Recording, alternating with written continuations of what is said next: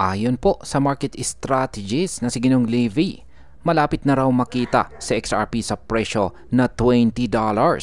Isa pong prediction na para sa iba ay tila imposible, pero para kay Ginong Levy, ito ay mas malapit kaysa sa iniisip ng karamihan. Kaya ayan po ang siyang ating pag-uusapan sa video na ito. Pero bago po tayo magpatuloy ay pakibasa na lamang po muna ang disclaimer dito po sa ibaba ng ating screen. Ayan, paano nga ba nagkaroon ng prediction na $20 itong si XRP? Ayan, binalikan po ni Ginong Levy ang kasaysayan ni XRP noong taong 2017. Noong mga panahong yan, galing lamang po si XRP sa presyong 0.20 at biglang sumabog papunta sa higit $3.38. Ang nagtulak po sa rally na yan ay ang malakas na retail participation, takot ng mga tao na maiwan or FOMO, at ang mga unang institution gaya po ng mga bangko na sumusubok sa cross-border payment system ni Ripple. Ngayon, ayon po kay Ginoong Levy, halos pareho ang sitwasyon sa market. At kung nagawa ni XRP ang ganitong paglipad noon, possible raw na maulit ito sa mas mataas na antas or mas mataas na presyo.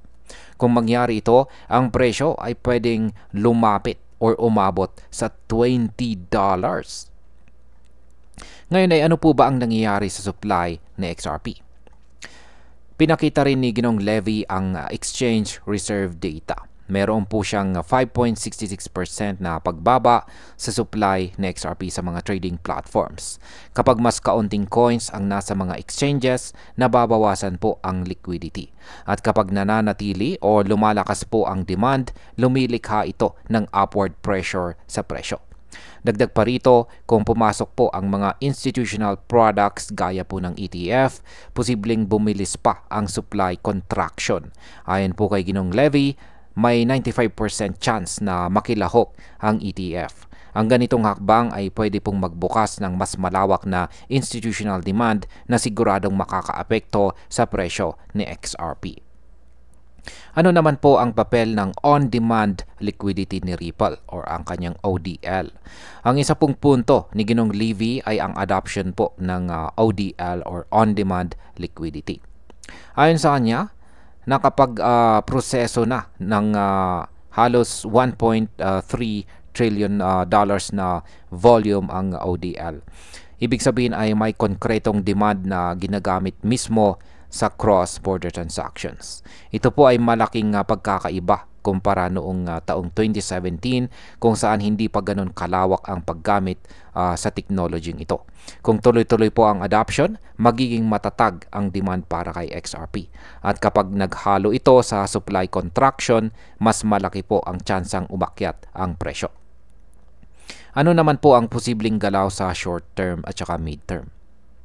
Sabi po ng ibang analyst, pwede munang umakyat si XRP sa $6 pero sa short term. Pero para po kay Ginong Levy, mas mahalaga ang mid-term outlook. Ang kombinasyon po ng shrinking supply, yan, or lumiliit na supply, ETF participation at saka macroeconomic shift tulad po ng interest rate cuts ay pwede pong magbigay ng malakas na batayan para sa isang bull run. Kapag lumuwag po ang monetary policy, mas dadami ang liquidity sa market at mas lalaki po ang risk appetite ng mga investors. At ito ay malaking tulong para sa mga cryptos tulad po ni XRP. Ayan. Bilang panghuli, ang opinyon ko naman tungkol dito ay ang pananaw ni Ginong Levy ay may matibay po na basihan. Ang history or kasaysayan po ni XRP, ang kasalukuyang pagbaba ng supply sa mga exchanges, ang posibilidad ng ETF entry at ang adoption po ng ODL ay lahat nagbibigay po ng posibleng dahilan para makita po natin siyang lumipad. Ngunit tandaan po natin, ang $20 ay hindi po agad-agad darating. Ito po ay mangyayari lamang kung magsasabay-sabay ang demand, institutional adoption at saka macroeconomic factors. Sa uli, si XRP po ay tila nakahanda para sa isa na namang malaking laban.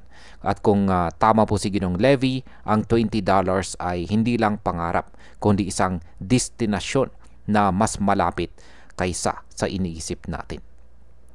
At ayun, hanggang dito na lamang po tayo sa video na ito mga ka-crypto. Maraming salamat sa panunood.